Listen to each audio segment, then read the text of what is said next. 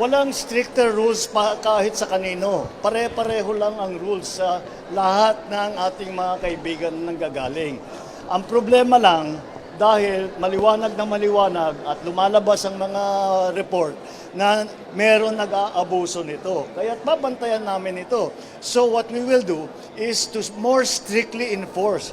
Whereas dati hindi natin masyadong tinitignan, nakita natin maraming nagiging problema dahil dyan nakakakuha sila ng mga peke na dokumento, kung ano-ano ginagawa, may mga illegal, mga scammer, may human trafficking, maraming problemang dala.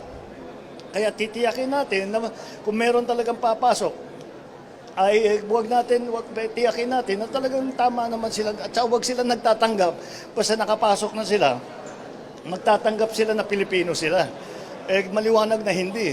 Alam naman natin na hindi sila Pilipino.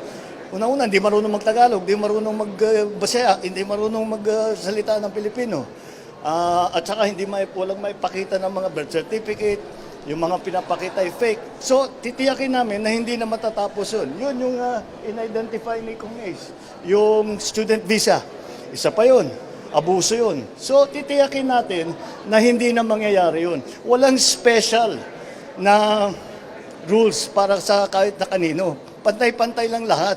Pero gagandahan namin ang enforcement doon sa examination, doon sa mga nag-a-apply ng visa o doon sa mga nagko-convert doon sa tourist visa ng student visa at yung mga bumibili ng lupa dahil nagtatanggap sila na Pilipino sila, yung mga ganong klaseng yung mga nakikita nating scammer, mga human trafficking, yun ang binabantayan namin.